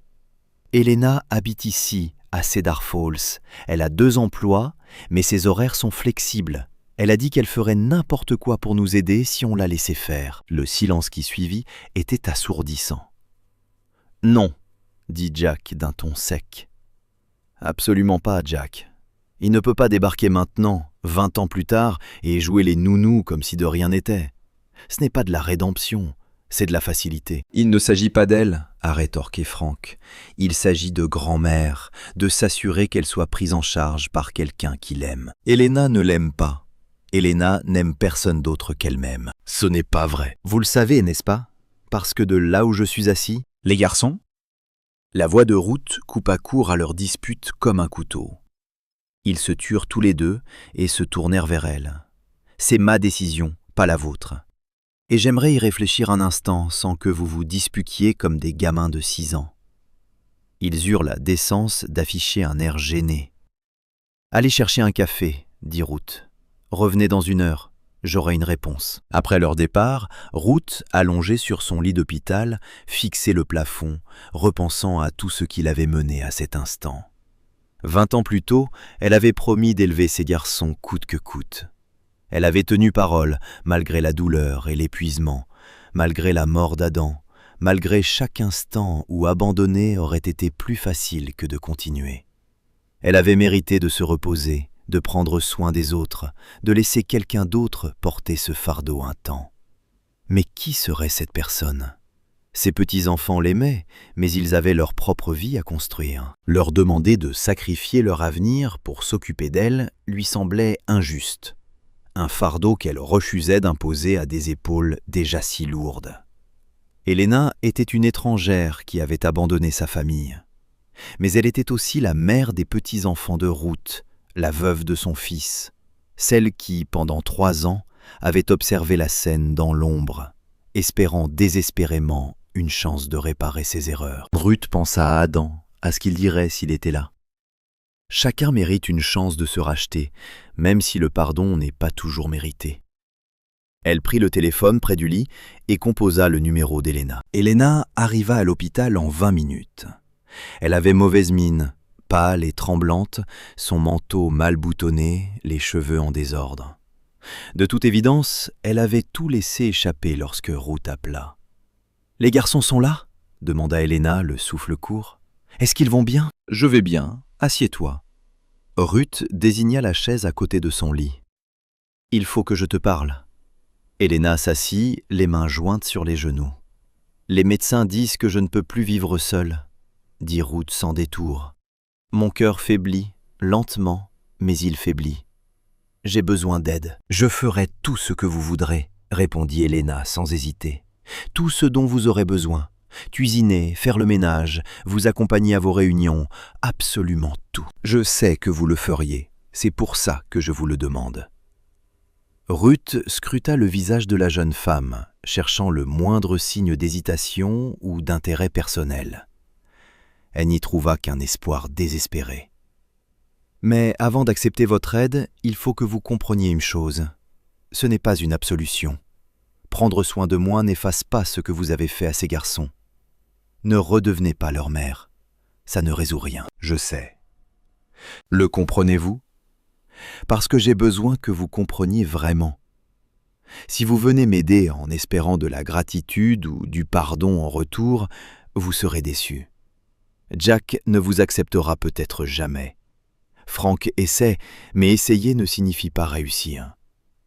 Vous pourriez passer des années chez moi, à prendre soin de moi chaque jour, et vous retrouver quand même seul à mes funérailles, tandis que mes petits-enfants seront assis de l'autre côté de la tombe. Les yeux d'Helena se remplirent de larmes, mais elle hocha la tête. Je comprends. Alors pourquoi faire ça? Pourquoi abandonner sa vie, son travail, son indépendance, pour s'occuper d'une vieille dame qui a toutes les raisons de vous détester? Helena resta silencieuse un long moment. Quand elle reprit la parole, sa voix n'était qu'un murmure. « Parce que je le veux, parce que je vous dois plus que je ne pourrai jamais vous rembourser. Et c'est la seule chose que je puisse vous offrir. Parce que... » Elle s'interrompit, cherchant ses mots. « Parce que pendant 20 ans, j'ai fui la pire chose que j'ai jamais faite. Et je suis fatiguée, Ruth, tellement fatiguée de fuir. Si je peux utiliser le temps qu'il vous reste pour vous faciliter un peu la vie, alors peut-être qu'à ma mort, j'aurai fait quelque chose de bien, quelque chose qui compte. » Ruth tendit la main et prit Helena dans ses bras. C'était la 2e fois en 20 ans qu'elle touchait sa belle-fille. « Une chose n'en annule pas une autre, » dit-elle doucement. « La vie n'est pas un bilan où les bonnes actions compensent les mauvaises. Mais je pense que là n'est peut-être pas l'essentiel. L'essentiel, c'est peut-être de continuer d'essayer, même quand on sait qu'on n'y arrivera jamais complètement. » Helena hocha la tête, les larmes ruisselant sur ses joues. « Alors, je continuerai d'essayer, » murmura-t-elle, « tant que tu me le permettras. » Quand Frank et Jack revinrent du café, Ruth leur annonça sa décision.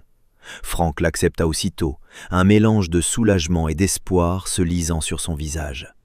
Le visage de Jack passa par une gamme complexe d'émotions, colère, trahison, résignation, avant de se figer dans une expression qui ressemblait presque à de l'épuisement.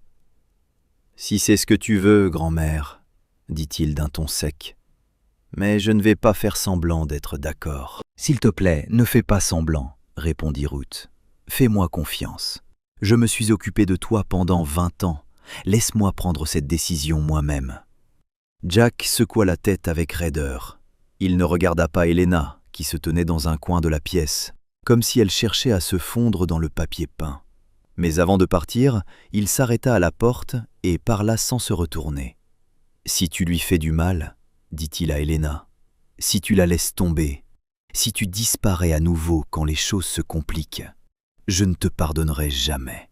Pas seulement parce que tu nous as quittés, parce que tu m'as fait espérer que les choses pourraient être différentes. Et puis, tu m'as prouvé que ce n'était pas le cas. »« Je ne le ferai pas, » dit Helena doucement. « Je te le promets. » Jack partit sans un mot de plus. Helena emménagea chez Ruth un dimanche de fin février. Elle prit la petite chambre du fond, celle qui avait servi d'atelier de couture avant qu'Adam ne la transforme en bureau qu'elle n'utilisait jamais. Elle n'apporta presque rien. Quelques cartons de vêtements, des livres, les photos qu'elle avait montrées à Frank au café. Elle demandait la permission avant de changer quoi que ce soit, avant même d'ouvrir un placard, comme une invitée qu'on pouvait mettre à la porte à tout moment.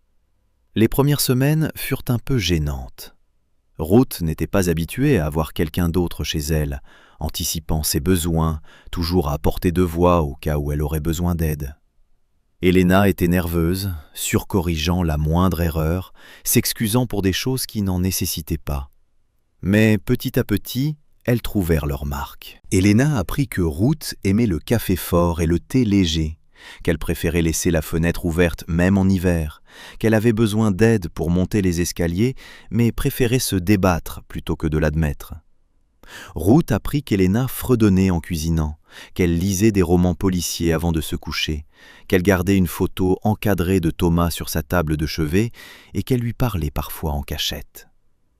Elles ne devinrent pas vraiment amies, leur histoire était trop lourde pour cela, mais elles devinrent quelque chose, des camarades peut-être, ou des complices dans leur lutte pour la survie. Frank leur rendait visite tous les mois. Il s'asseyait avec eux dans la cuisine, parlant de son travail et de sa vie.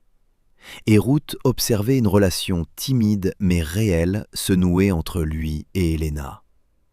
Ils n'étaient pas encore mère et fils, mais ils apprenaient à se côtoyer sans que l'atmosphère ne devienne tendue. Jack venait moins souvent.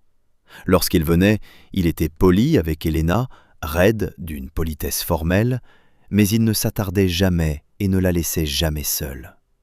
Ruth comprenait. Certaines blessures mettent plus de temps à guérir que d'autres. Le printemps était arrivé, indifférent comme toujours aux drames humains. Le jardin qu'Adam avait planté 40 ans plus tôt s'était embrasé de vie, et Ruth, sur le perron, observait Helena qui s'en occupait avec une habileté surprenante. « Je ne savais pas que tu étais jardinière » lança Ruth.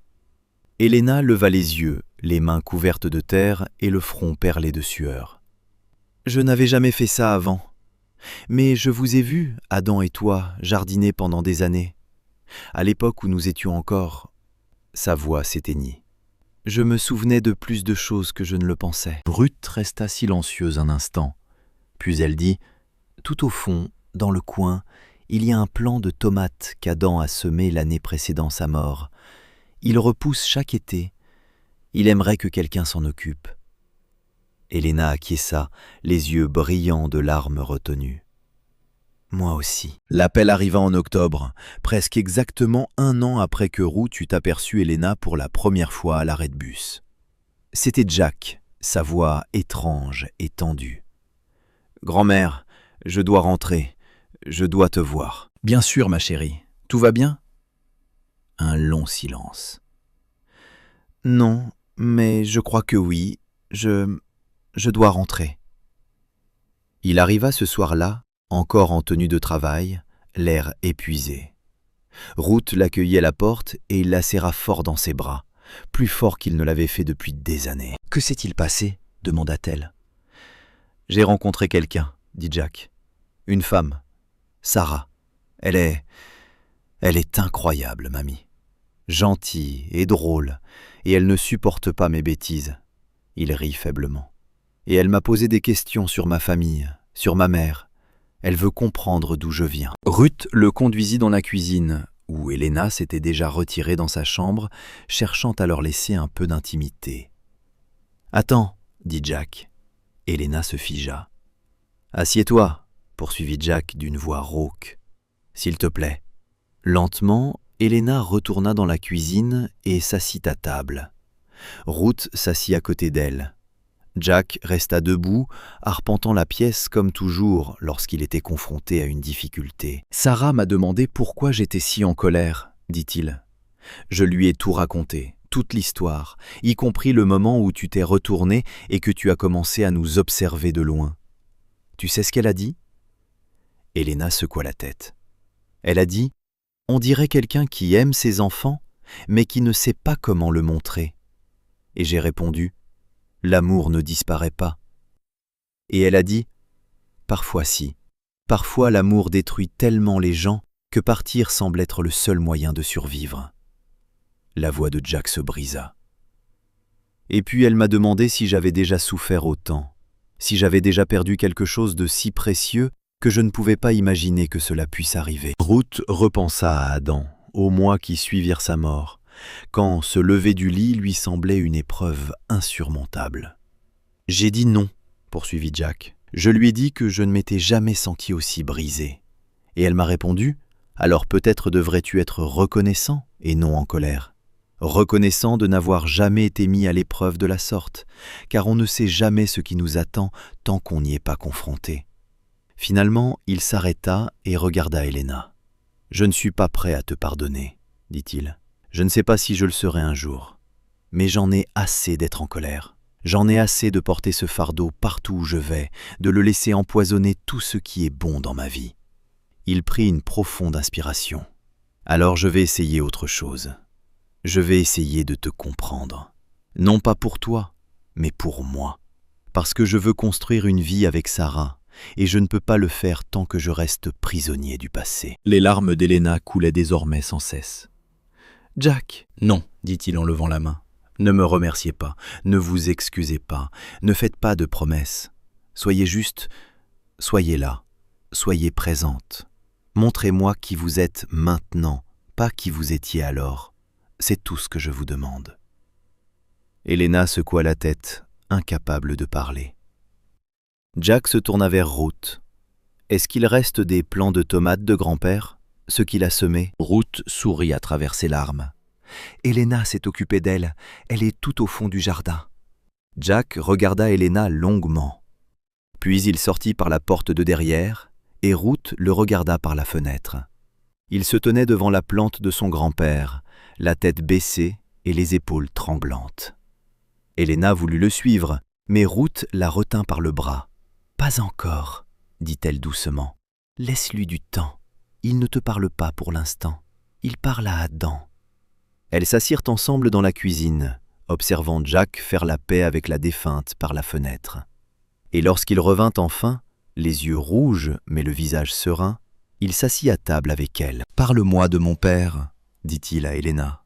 « Raconte-moi tout ce dont tu te souviens. » Et Helena le fit. Ruth est décédée un mardi de mars, 18 mois après le diagnostic. Elle dormait paisiblement dans son lit, la main de ses 2 petits-enfants dans la sienne.